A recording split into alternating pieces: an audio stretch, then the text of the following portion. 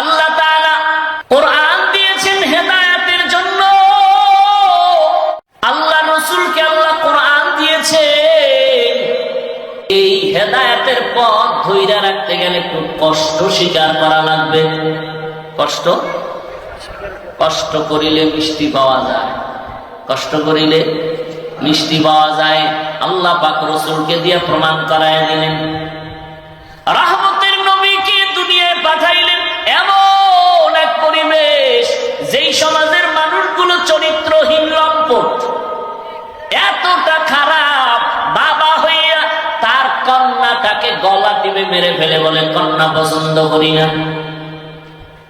আর বর্তমানে কুলাঙ্গার বাবায় আপন মেয়েটাকে হোটেলে ঢুকায় বলে আজকের রাতের জন্য তুমি স্ত্রীর সমান। আরো জোরে বলেন। রহমতের নবী এমন নাপাক সমাজে আছেন, নারী আর পুরুষ উলঙ্গ হইয়া একসাথে বাইতুল্লাহ তাওয়াফ করে। অথচ বাইতুল্লাহ কত দামি ঘর। ইন্না আউওয়ালা বাইতিন উযিআ লিন-নাস লাল্লাযী বিবাক্কাতা মুবারাকান ওয়া হুদা মুবারাকান ওয়া হুদাল লিল-আলামিন।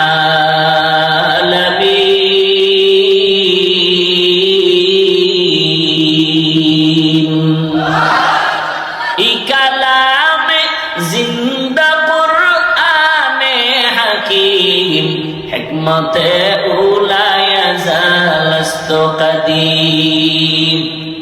গেট আটকায় ফেলাইবে, ভয় ঢুকছে আপনাকে না? না কি আবার এটা হারা রাত রাস্তায় ঘোরা লাগবে কি? 11টার পরে গেটের নতুন তালা নতুন, আমি লাগাই, আপনাকে এই বাড়িওয়ালারা লাগাইব না। নিরাপত্তা আছে না? এমন নিরাপত্তা, ফজরের সময় নামাজ পড়তে মুসল্লি যাইতে চায়, ভাড়াটিয়া মালিক কেচি গেট খোলার চাবি দেয় না। আছে না নাই? এই বিল্ডিং এ আগুন লাগবে না তো কোন বিল্ডিং এ আগুন লাগবে? কি ভাড়াটিয়া নামাজে যেতে চায়, মালিক চাবি দেয় না, নিরাপত্তার ভয়। এমন আগুন লেগে যায়, তখন নিরাপত্তা কই যায়? অথচ উচিত ছিল প্রত্যেক ভাড়াটিয়াকে বলা দরকার নামাজ আদায় করে। একজন কর্মচারী রাখবে, তুই নামাজের সময় কলিং বেল দিবি আর দাওয়াত দিবি, নামাজে যাবে। ফজরের সময় গেট খুলে দিবি, মসজিদে গিয়ে নামাজ আদায় করবে। মেয়াদ শেষ হলেও সেই ঘর আমার আল্লাহ হেফাজত করবে। গেট খোলার চাবি দেয় না, বড় কঠিন হালাত।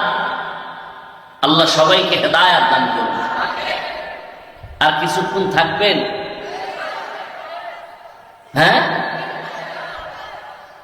আল্লাহ সবাইকে কবুল করেন।